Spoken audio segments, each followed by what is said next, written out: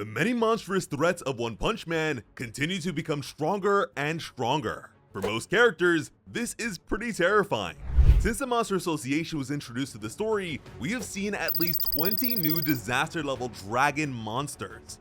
Garo ended up stealing the show at the end there, but even without him, the world was in serious trouble. A single disaster-level dragon is considered to be a threat to multiple cities. Every S-Class hero is expected to be able to take down a disaster-level demon on their own.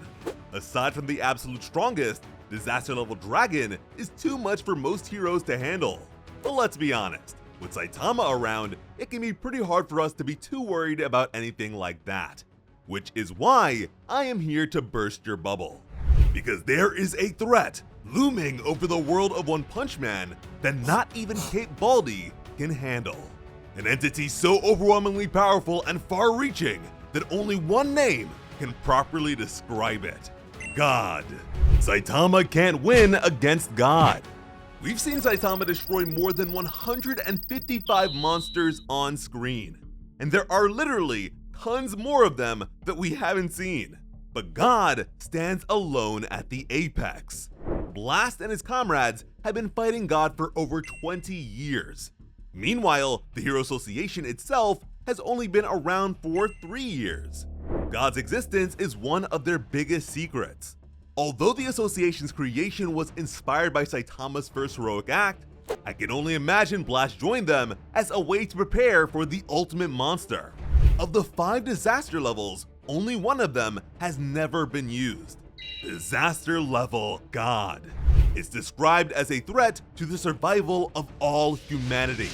Garo tried to claim the title for himself, and technically, he did fit the description. His mere presence released enough cosmic radiation to kill B to S-Class heroes in droves. His divine martial art was literally called the All-Life Eradication Fist. Each punch was able to generate nuclear explosions. Blast himself admitted that any attack from Cosmic Garo could threaten the existence of not just humans, but all living things. And he could let off a gamma ray burst at will. That is the biggest and strongest explosive phenomenon in the known universe that only comes at the end of a massive sun's lifespan. Saitama couldn't even afford for it to so much as graze the planet. Despite all of that, Garo was never officially classified as Disaster Level God.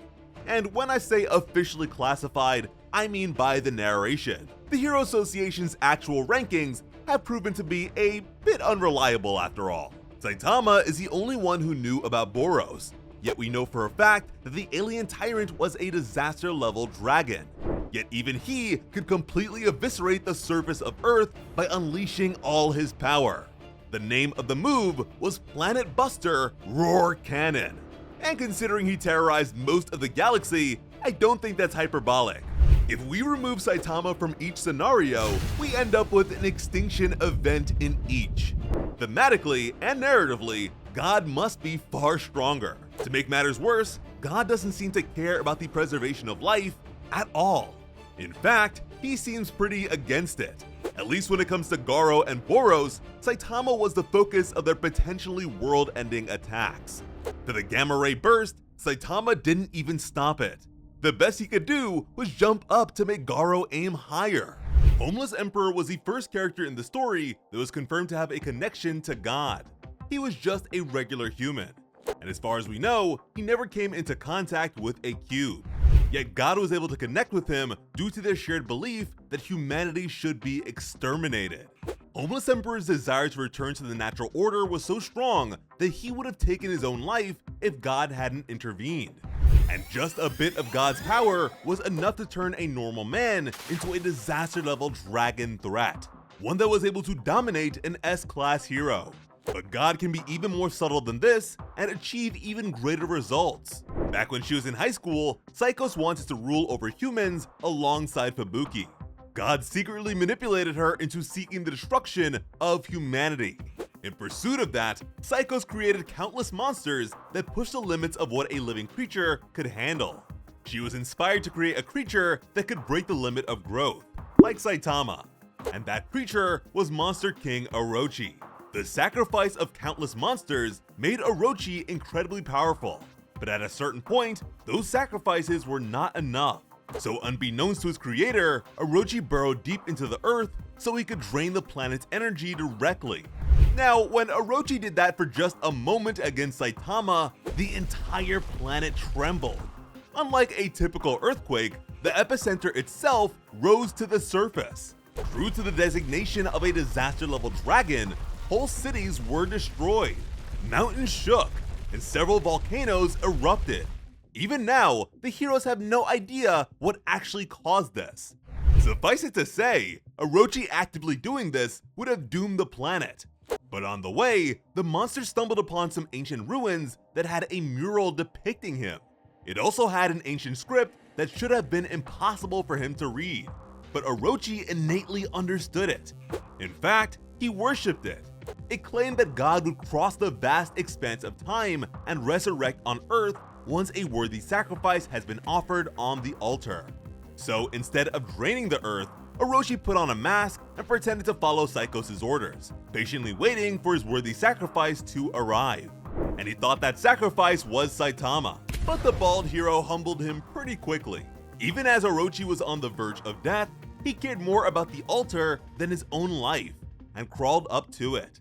Little did he know, he was the worthy sacrifice all along. I want you guys to realize that just a fraction of God's plan had been in motion for hundreds of years. An entire civilization and faith was created purely for the sake of fulfilling this aspect of a very long plan. God finally interacted with Saikos directly when she was in the middle of fusing with Orochi, but he didn't just speak to her like he usually does with others. God flooded her mind in an instant and showed Saikos what she needed to do. He wanted her to absorb every living thing to become a single life form. She would become the Earth itself. There are even biblical implications to this, as she claims it to be the final destination of intellectual beings. Saikos herself is a super genius and one of the smartest characters in the series. God's ability to change his approach depending on the target and be this effective makes it clear that we are dealing with a very intelligent creature. Beyond the control of time and space, God also seems to use psychological manipulation as a weapon. Due to the dimensional seal holding him back, God influences the world through people he's given some of his power to. When God tries to convince someone to accept his power, he pretends to be someone very important to them. Blast for Tatsumaki, Bang for Garo, Speed O Sound Sonic for Flashy Flash. Now, of these three examples, only one of them actually involves a cube. So, just how necessary are they? Well, I'm of the impression that cubes are simply a more reliable and consistent means of recruitment. Tatsumaki managed to reject God's offer thanks to preparations Blast made when he first met her. He told her that when the time comes, she shouldn't expect anyone to come save her. So God's offer of power was something she would never accept. Garo was also able to see through God's deception since it didn't align with how he perceives Silverfang. But as it turns out, just touching God's visage, even out of rejection, is enough to trigger a transfer of divine power. Enough to turn Garo cosmic. Now, when they were approached, both Tatsumaki and Garo were at their limits. They were terribly injured and couldn't even move on their own when God approached them. And again, Blast's advice to Tatsumaki managed to save her nearly 2 decades later. His phrasing of not expecting someone to come save her implies that God tends to target those who are on the brink and in need of a lifeline. In the case of Flashy Flash, despite being trained to resist illusions in the ninja village, because he made contact with a cube, he completely lost his rationality. Not only was God disguised as someone he cares about, he was disguised as a younger Speedo Sound Sonic. The terrain was changed, and Flashy Flash himself was made younger. Suffice to say, it is very difficult, if not impossible, for most characters to resist a divine offer from a cube. God actually explained a bit of how the cubes are intended to work. They allow him to see if a potential vessel is worthy of his power. Once they touch a cube, it assesses their deepest desire or wish. And if the desire is to God's liking, they will be empowered accordingly. If not, they will face forfeiture, which is death. When Garo faced forfeiture, his body was turned to salt. And this seems to be a biblical reference to Lot's wife in the book of Genesis. Lot's wife was turned into a pillar of salt for looking back and mourning the destruction of Sodom and Gomorrah, which were sinful cities. She was punished for coveting a worldly existence rather than salvation, just as Garo was punished for mourning the loss of Tadeo rather than embracing God's power. And once you have access to God's power, he can enact forfeiture at any time. So turning a person back to normal is incredibly difficult. Only slight progress has been made by the Hero Association when it comes to undoing monsterization, and even that appears to be highly dependent on a target's willingness or desire to be cured, which is unlikely to be the case if God has already given them the power to fulfill their desires as his minion. It took Saitama traveling through time to prevent God from smiting Garo. Saitama isn't especially attached to many people. He's been around Fubuki plenty of times, but at most, he regards her as an acquaintance. But we all saw how dramatically Saitama shifted after Garo killed Genos, disregarding the potential dangers of any of our cast members turning to God's side. An angry Saitama is something the world cannot afford. After losing Genos, Saitama didn't hesitate to meet Garo fist to fist with an attack that would have actually destroyed the planet. Starlight was snuffed out when they collided in space. Even before then, Saitama was so upset about his home being destroyed that he considered destroying the entire world along with it. And even when he was just bored and neutral against Mahogori at the beginning of the series, he one-punched the guy and accidentally destroyed a major city in the process. If God's intention is the destruction of the planet, then he doesn't need to beat Saitama at all. Just piss the guy off enough and he'll get the job done himself. But while there are many characters who could end up becoming one of God's minions, there are also a few people we can expect some level of resistance from. Despite coming into contact with a cube like Flashy Flash, Speedo Sound Sonic managed to break free almost immediately. You could tell that it was some sort of illusion that targets emotional dependencies. It seems like Sonic's toilet-shaking experience with a monster cell has made him as adverse to handouts as Tatsumaki. He managed to save Flashy Flash just before he could touch God's hand. And now that Flashy Flash knows the truth, I doubt his pride would ever allow him to fall for it again. When Flashy Flash tried to join Blast's campaign against God, the top hero refused. The ninja hero assumed that Blast was looking down on him since the first time they met, Blast outsped him. The real problem was that he might fall under God's control like Empty Void did. But if we are talking about strength, Empty Void was equal to Blast before accepting God's power. After seeing that both Sonic and Flash were able to overcome the cube's temptation, Blast decided that they passed. He is willing to accept them in this fight against God.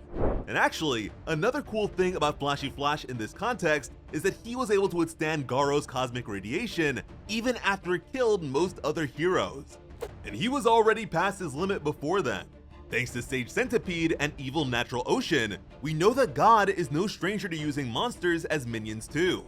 When Saitama, Flashy Flash, and Monaco were close to a cube, God acknowledged all three of them as minion prospects. So, unfortunately, Saitama's growing horde of monster friends aren't immune. But former monsters like Garo are a different story. Garo's wish has changed, and he won't be monsterizing anymore. He plans to reach the same level of power he did before as a human. And once he's done with his community service, he'll be joining the Hero Association as an S-class hero. At this point, his master Bang is retired. But Bang is still incredibly powerful. And with the help of Fubuki's Esper powers, we've seen him perform at levels closer to his physical prime. When Garo approached him in Cosmic Fear mode, Silver Fang said that he could sense something evil that wasn't Garo. This line is pretty easy to overlook, especially since it probably doesn't take a genius to tell that something is seriously wrong with Garo when he looks like this. But actually being able to sense God at all is a crazy feat. God is a very secretive and shrouded creature. Besides being the disaster level god, he is also the most mysterious being of them all. So much of this story and its various threats are connected to this thing. But in most cases, he literally can't be perceived. The cover page of One Punch Man chapter 139, titled Abyss, features an astronaut and a deep-sea diver coming into contact with cubes. The accompanying text perfectly encapsulates the monster referred to as God. Inescapable knowns, imperceivable unknowns. Based on very faint telepathic waves from Goro, Tatsumaki was able to sense Psychos despite the other Esper being almost a mile underground. But even when Psychos came into contact with God right in front of her, Tatsumaki didn't sense anything at all. For the sake of offering power to Garo, God walked the earth. But everyone on the scene, Saitama included, could only see some weird thunderclouds. Even when God was right in front of Saitama, Flashy Flash, and Monaco, they could only see darkness. Monaco used a searchlight, X-ray vision, heat vision, and even indirect lighting. But nothing worked. God can telepathically communicate with multiple people at once. Each message can be unique, and they are undetectable. It is in God's best interest for his existence to be largely unknown. A lack of knowledge makes mental manipulation far easier. Even the Hero Association has to keep a lid on the truth, since it could cause mass hysteria. There might even be people who would actively seek out cubes for the sake of having their wishes granted. We already mentioned that God had an ancient faith dedicated to him. These days, he has a faith known as the Church of Otherworldly Reincarnation. It's been rapidly growing in the last few years and has amassed 3 million dedicated followers. The founder of the church is a man named Infelsinave, one of the Neo leaders of the Neo Heroes. Besides the church, the Ninja Village, the organization, Monster Association, Tsukuyomi, and Neo Heroes have all been or are secretly orchestrated by God. And I want you to remember the word orchestrated for later. Obviously, none of them are a match for Saitama, even combined. Sure, God's far away in a higher dimension, but we've seen Saitama defy natural laws before. He's grabbed and kicked dimensional gates, and casually forced his way into a telepathic connection between Phoenix Man and Child Emperor. When Garo's Saitama mode began to match his power, the real Saitama simply went higher. And one of my favorite bits of Saitama escalation is very easy to miss. When Monster King Orochi invited Saitama to the depths of the earth, the hero immediately complained about the heat. When he thought it was the big guy's bathtub and went in for a soak, there was a very uncomfortable adjustment period. But after a few seconds, he was fine. Soon, he was playing in it. Then, when he faced Garo's pre-cosmic form, Saitama was plunged through an active volcano. Finally, when Saitama's fight against Garo made it to outer space, they fought on Io. This is one of Jupiter's 95 known moons. And Io just so happens to be the most volcanically active body in our solar system. Simply put, Saitama can overcome any obstacles.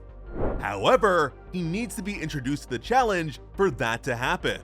But since nothing is actually challenging to him, there's no sense of urgency or active pursuit. It's sheer chance and coincidence against planning beyond time and space. Saitama is very strong, but unlike most enemies, God knows that Saitama is strong. In fact, God knows far more about Saitama's power than anyone else. And based on the fact that Saitama's presence has drawn God's attention to their dimension, he probably knows more than Saitama himself. Sage Centipede, one of God's ancient minions, referred to Saitama as the fist that has turned against God.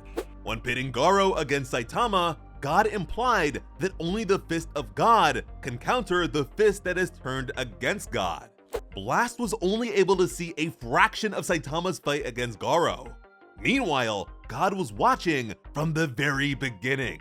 In fact, he and Genos are the only ones who actually saw the climax of that fight. Genos got to see it because Saitama brought back his core from the old timeline. But God got to see it up close and personal. Like I said, Saitama and Garo fought on one of Jupiter's moons. When Psychos first gazed upon God, she claimed that the being resembled the surface of Jupiter. The name of One Punch Man Chapter 143 is Jupiter, the Bringer of Jollity, which is the name of a song by Gustav Holst that is meant to be performed by an orchestra. And in that chapter, Homeless Emperor, one of God's minions, literally conducted his power like a symphony. Across cultures, the concept of the divine is closely associated with being the origin point of life as we know it. The first, if you will. Based on the ideology he gave to Psychos in regards to absorbing all life and being alone in the universe, it seems like the god of One Punch Man is a bit of a vindictive take on this. Funny enough, if you're alone in the universe, then you're the only one. And the one and only creator of One Punch Man is, of course, one. But wouldn't you know it, Jupiter was the first planet in our solar system. It's also the largest planet in our solar system. Jupiter has those 95 moons we mentioned because it has the strongest gravitational pull of all the planets in our solar system. Despite fighting against God, Blast's abilities are very closely associated, and gravity manipulation is one of the hallmarks. God is difficult to perceive, and Jupiter doesn't have a solid surface. Jupiter is covered in powerful storms, and all the heroes are able to see when God showed up were strange storm clouds.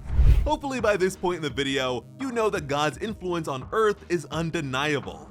And as it turns out, Jupiter's pull on space debris limited the eventual sizes of all the other planets. But of all the planets, why is God associated with Jupiter? When people think of the most powerful body in the solar system, if it's not Saitama, at least it's the sun that shines on his head. Well, Jupiter is named after the Roman king of the gods. Even the Roman god Sol, which is the name of our sun, was below him in the pantheon.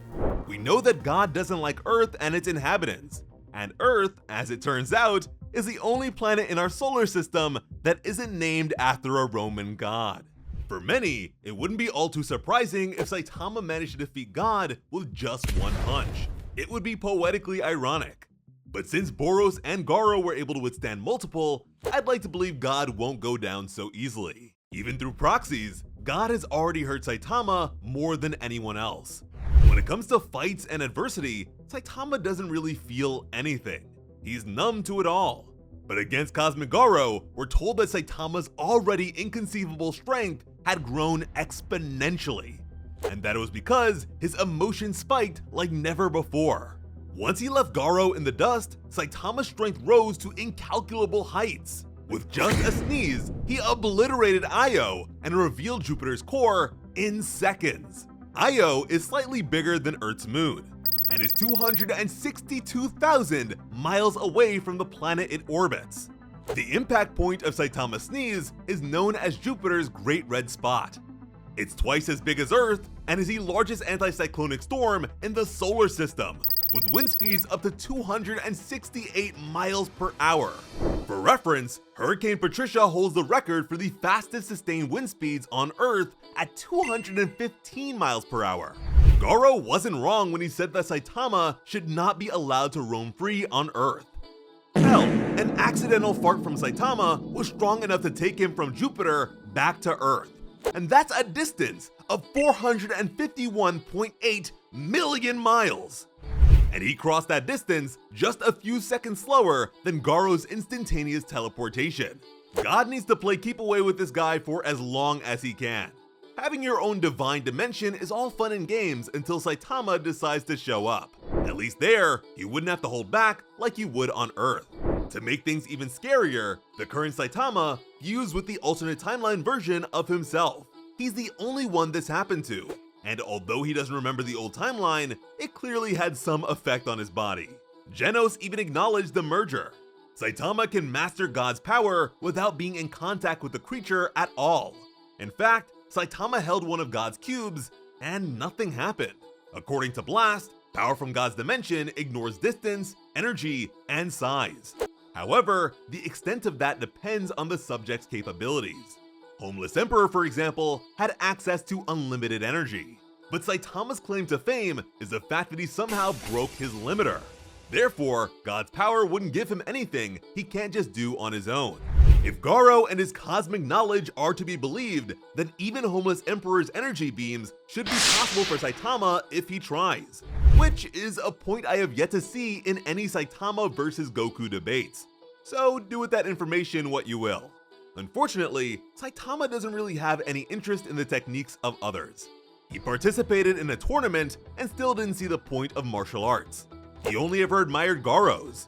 and that was only after reluctantly following the guy's instructions, which allowed him to control the subatomic particles of his own inner universe to transcend time and space, which he doesn't remember at all. Generally, Saitama isn't interested in teaching, learning, or competing. So yeah, the bar is pretty high. Thankfully, nobody seems to know how to take a hint. Ideally, if he hangs out with Blast some more, Saitama might pick something up or simply hitch a cross-dimensional ride. He would rather eat curry udon with Monaco than help Blast with all this god stuff. So it will be up to the number one hero to take the initiative, which is something that Blast has already decided to do. Time is God's domain, and Kate Baldy is always late. But by using God's power against him, Saitama should be able to bridge the gap. And from there, he'll face the toughest opponent of his lifetime. Or any of his lifetimes. But I'm curious if you guys think Saitama will enjoy it when that time finally arrives. And I really hope you enjoyed this video. As always, I'm Slice of Otaku. Thank you all so much for watching and have an awesome day. I love you.